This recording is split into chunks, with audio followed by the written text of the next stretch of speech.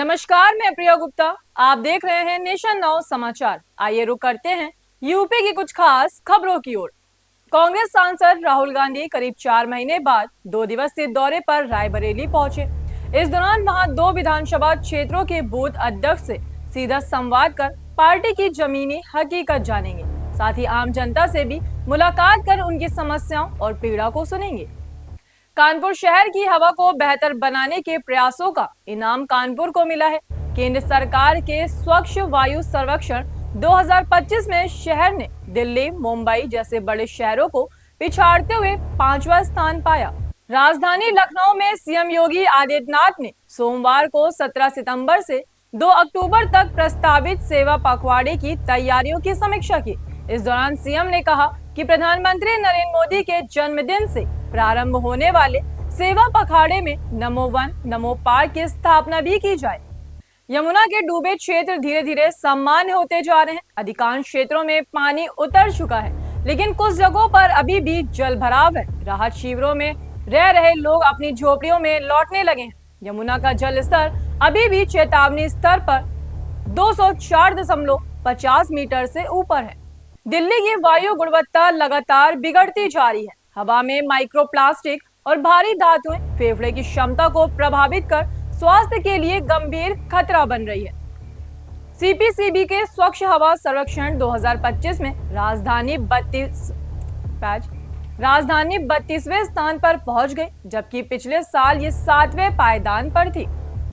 पीलीभीत में नेपाल में हिंसा के मद्देनजर भारतीय सीमाओं को औपचारिक तौर पर सील कर दिया गया है। प्रशासन और खुफिया एजेंसियां सतर्क हैं। सीमा पर पुलिस और एसएसबी लगातार सक्रिय है। सीमावर्ती लोगों को नेपाल न जाने की सलाह दी जा रही है और सुरक्षा उपाय कड़े किए गए हैं। कौशाम्बी जिला अस्पताल के सार्वजनिक शौचालय की बदहाली मरीज और परिजनों के लिए परेशानी। गंदगी और दुर्गंध के कारण लोग मजबूरी में बाहर ही शौचालय करने को मजबूर हैं। स्वच्छता के लाखों खर्च के बावजूद प्रशासन ने इसे ठीक नहीं कराया। कानपुर के रेव3 मॉल में फिल्मी जॉली LLB 3 की लॉन्चिंग इवेंट आयोजित हुई। इस मौके पर बॉलीवुड स्टार अक्षय कुमार और सौरभ शुक्ला पहुंचे। फिल्म के डायरेक्टर सुभाष कपूर भी कार्यक्रम में मौजूद रहे। लॉन्चिंग के दौरान कलाकारों ने फिल्म से जुड़े अनुभव साझा किए और दर्शकों से संवाद किया।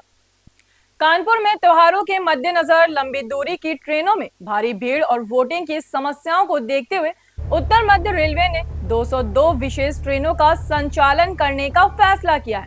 21 सितंबर से 30 नवंबर तक सेंट्रल, गोविंदपुरी और अनवरगंज मार्ग से करीब 100 विशेष ट्रेनें चलेंगी। मैनपुरी में न्यायिक कोर्ट में अधिवक्ताओं ने जमकर हंगामा किया। वकीलों का आरोप है कि जमीन की परमिशन में प्रशासन वसूली करता है। उन्होंने भ्रष्ट अधिकारी को हटाने और अपनी मांगों को पूरी करने की अपील की।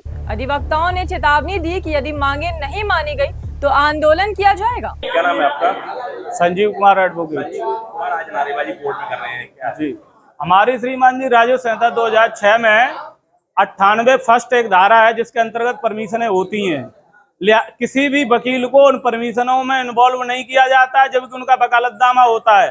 परमिशनें सभी की सभी यहाँ के अधिकारी जो हैं, न्यायिक अधिकारी हैं, एडीएम साहब, उनके चेम्बर में हो जाती हैं और पता नहीं लगता है। और यहाँ तक दबाव बनाया जाता है कि एडीएम महोदय द्वारा टेलीफोन से सभी तहसीलों को सूचित किया जा रहा है कि आप जल्द से जल्द उनकी रिपोर्टें भेजें जिससे हम परमिशनें कर सकें। बेहरा किसी भी वकील और अधिवक्ता को किसी भी तरीके से हम परमिशन में सबमिट नहीं किया जा रहा है। और 5-5 लाख रुपया, 50,000 रुपया प्रति बीघा के हिसाब से यहाँ रिश्वतखोरी चल रही है, जिसके खिलाफ हम सभी अधिवक्ता लामबंद हैं और हमारे वकालतनामाओं को धता बताया जा रहा है। हमको असंवैधानिक तरीके से बाहर किया जा रहा है, जो हम कतई बर्दाश्त नहीं करेंगे। और अगर इसमें कोई झूठ है तो आप रिकॉर्ड निकलवा के चेक करवा सकती है। आप रिकॉर्ड देख लीजिए, किसी अधिवक्ता के सिग्नेचर नहीं मिलेंगे आपको। परमिशन की जितनी भी फाइल अगस्त और सितंबर में हुई उससे पहले हुई। अधिवक्ता से राजस्व संहिता का कोई संबंध नहीं। इस तरीके से अधिकारियों ने अपना एक पैमाना बना रखा है।